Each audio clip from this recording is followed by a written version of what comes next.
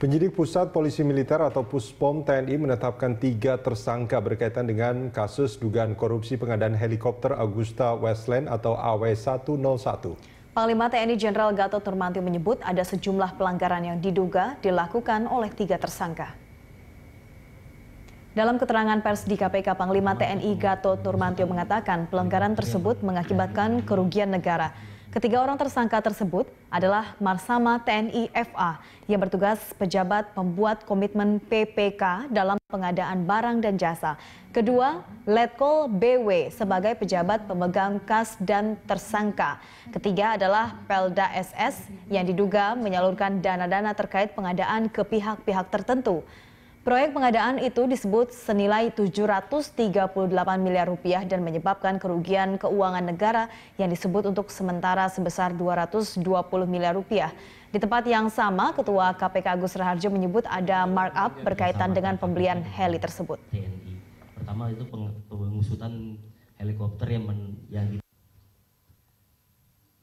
Jadi atas kerjasama dan kedudukan tersebut, dari hasil penyelidikan POM TNI bersama-sama dengan KPK dan PPATK terhadap dugaan penyimpangan dalam pengadaan helikopter AW101 TNI AU, hasil sementara perhitungan ditemukan potensi kerugian negara diperkirakan sebesar 220 miliar dengan basis perhitungan pada saat itu nilai tukar 1 US dollar adalah 13.000. Jadi luar biasa Presiden menghitungnya begitu cepat dan hasilnya seperti ini. Dari hasil pemeriksaan tim penyidik POM, TNI, dan KPK terhadap para saksi dari TNI dan sipil, militer 6 orang, sipil non-militer 7 orang, barang bukti uang yang dapat diamankan atau disita pemblokiran rekening BRI atas nama Ditama Jaya Mandiri selaku penyedia barang sebesar 139 miliar.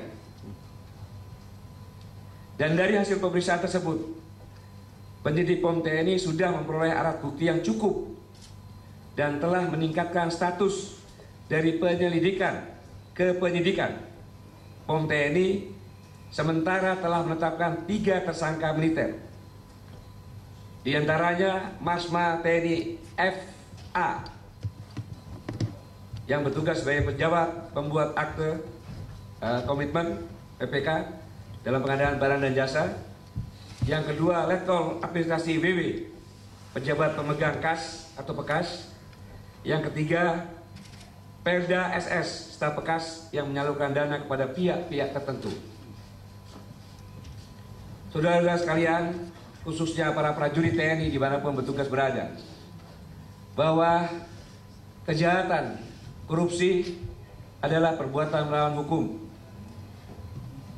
Dan di TNI, korupsi ini sangat merugikan prajurit.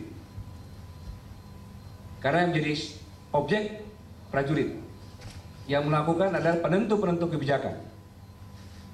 Dan bisa membahayakan prajurit. Karena kalau membeli alat utama dan sistem senjata hasil korupsi pasti tidak maksimal. Dan dapat melemahkan negara kesatuan Republik Indonesia.